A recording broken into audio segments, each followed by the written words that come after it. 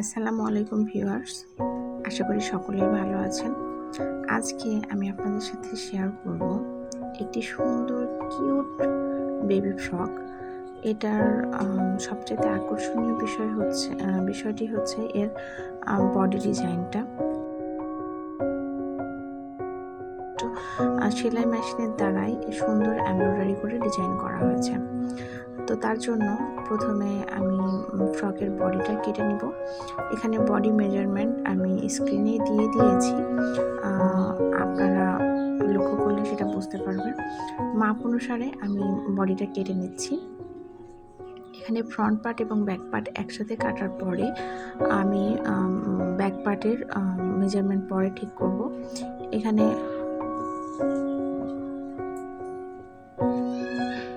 এবার আমি front part এবং ব্যাক পার্টটি আলাদা করে নিব এবং এরপর ফ্রন্ট পার্টের নেকের যে মাপটা সেটা ডিপ করে নিব এবং আর্ম হোলটাও একটু ডিপ করে নিব। এখানে ব্যাক পার্টের নেকের মাপ ছিল 1.5 ইঞ্চি এবং ফ্রন্ট পার্টে নেকটা ডিপ হয়েছে 3 ইঞ্চি পরিমাণ এবং আর্ম হোলটাও 1/2 ইঞ্চি পরিমাণ ডিপ হবে। ফ্রন্ট পার্টের কেটে নেওয়ার পরে ব্যাক পার্টের আমি 2 ভাগ করে নিব, এটা বোতাম পট্টি এবং ঘাট পট্টি লাগানোর জন্য।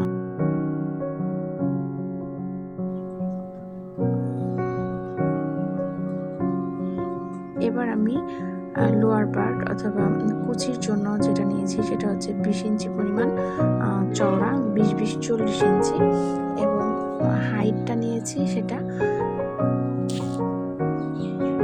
যার যা ঝুল, যে বেবির যে ঝুল সেই অনুসারে।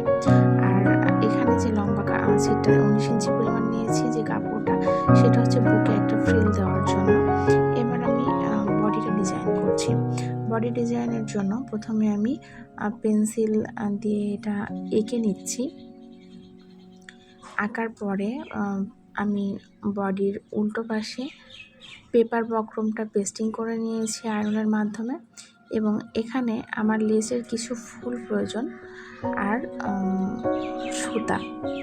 এমনি নর্মাল যে সুতো দিয়ে কাপড় সেলাই করা হয় সেই সুতাটাই ব্যবহার করেছি।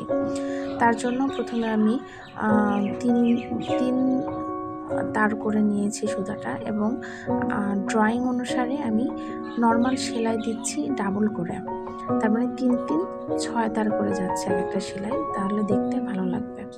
এবং সেলাইয়ের মাথাতে আমি ফুলটা গেঁথে দিচ্ছি। ঠিক এইভাবেই আমি পুরো ডিজাইনটা করে নিব। এখানে আমি 2 কালারের সুতো ব্যবহার করেছি, গোলাপি এবং সবুজ।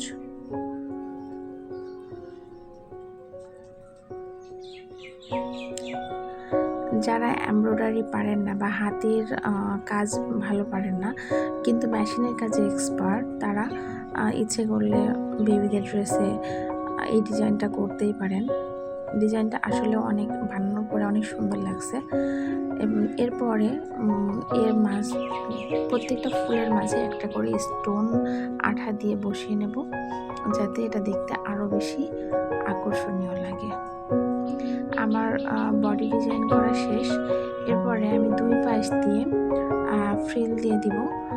এর জন্য আমি 3 ইঞ্চি পরিমাণ চওড়া সিট নিয়েছি এবং এটা লম্বায় ছিল 19 ইঞ্চি, যেটা আমি ডাবল ফোল্ড করে সেলাই করে নিয়েছি। আমি ঠিক যেভাবে দিচ্ছি এভাবে কুচিটা দিলে অনেক সুন্দর লাগে ফ্রকের ডিজাইনটা। একটা নর্মাল বেবি ফ্রককে কতটা আকর্ষণীয় করে তোলা যায় সেটার প্রকৃষ্ট উদাহরণ এটাই। ঠিক একইভাবে একদিকে হয়ে গিয়েছে, একইভাবে আমি অন্যদিকেও সেলাই করে নিচ্ছি।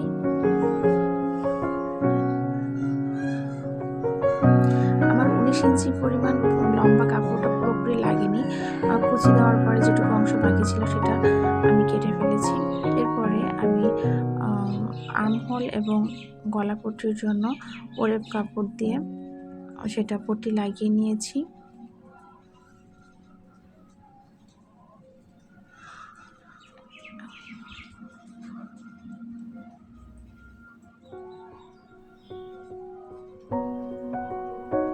আমার আর্মহোলের পট্টি লাগানো সারা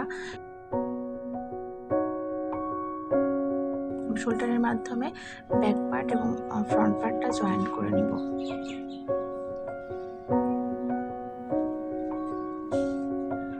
আমি ব্যাক পার্টে অলরেডি বোতাম পট্টি এবং হাত পট্টি লাগিয়ে নিয়েছি অফ ক্যামেরা।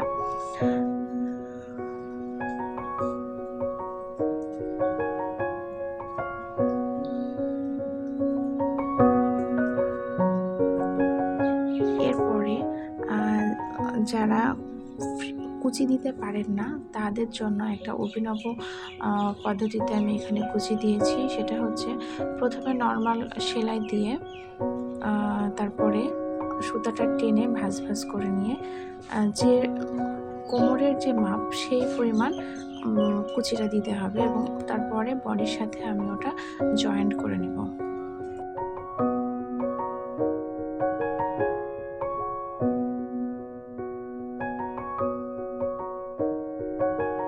এই যে এবার বডির সাথে আমি কুচিটা জয়েন্ট করে নিয়েছি। ঠিক একইভাবে সামনের পার্টটাও করেছি এবং পিছনের পার্টটাও করেছি। এরপরে বডির পাশটা মেরে নিব।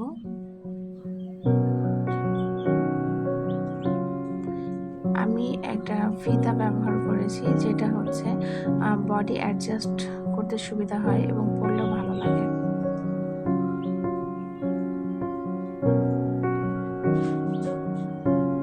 এখানে আমি নিচে একটু ডিজাইন রাখার জন্য ওই যে কাগজ বক্রমি 1.5 ইঞ্চি পরিমাণ পেস্টিং করে নিয়েছি এবং নিচটা ভেঙে নিচ্ছি।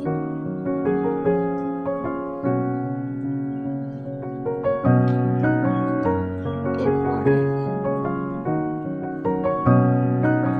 আমি একই রকম সুতো দিয়ে যে সুতো দিয়ে বডি ডিজাইন করেছিলাম ঠিক সেম সুতো দিয়ে এখানে নকশা করে নিয়েছি নিচে এবং খোপ খোপ করে মাঝখানে একটা করে স্টোন দিয়ে দিয়েছি, যাতে এর ডিজাইনটা আরও এনহান্স হয়। এই যে দেখেন কত সুন্দর লাগছে।